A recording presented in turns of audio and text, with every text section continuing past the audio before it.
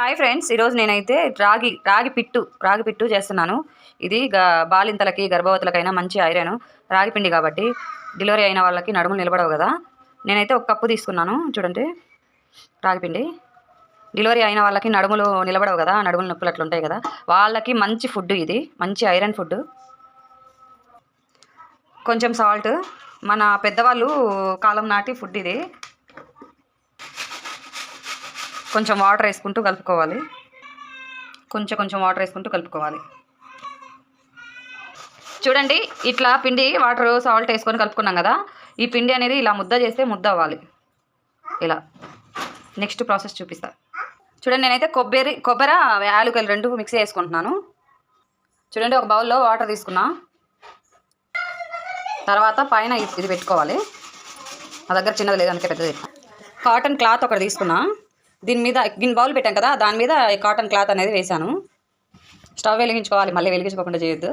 తర్వాత పిండి మొత్తం వేసాను కదా, వేసిన తర్వాత అంతా ఇలా ఒత్తేసుకోవాలి. తర్వాత కొంచెం డాట్స్ పెట్టుకోవాలి, ఎందుకంటే పిండి కొంచెం ఉడకాలి కదా అందుకు. ఇప్పుడు ఇలా క్లాత్ మొత్తం ఇలా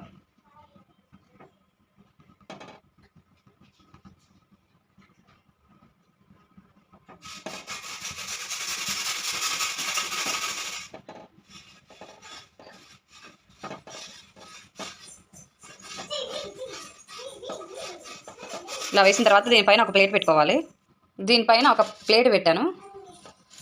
5 మినిట్స్ హై ఫ్లేమ్లో, 10 మినిట్స్ లో ఫ్లేమ్లో, 15 మినిట్స్ ఉడకాలి కొంచెం పిండి. బౌల్లో కొంచెం నెయ్యి వేసుకొని డ్రై ఫ్రూట్స్ అయితే వేయించుకోవాలి. ఇలా పొడి చేశాను. దీంట్లో నేను తురిమి పెట్టుకున్న ఒక కప్పు బెల్లము,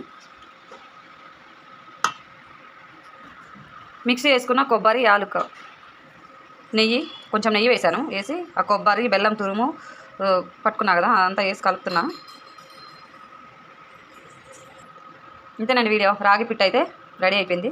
ఇంకొంచెం నెయ్యి ఎక్కువ వేసుకొని కలుపుకొని ముద్దలు చేసుకొని అలా అయినా తినొచ్చు. ఇలా డబ్బాలో స్టోర్ చేసుకొని ఫ్రిడ్జ్లో పెట్టుకొని ఇలా అయినా తినొచ్చు.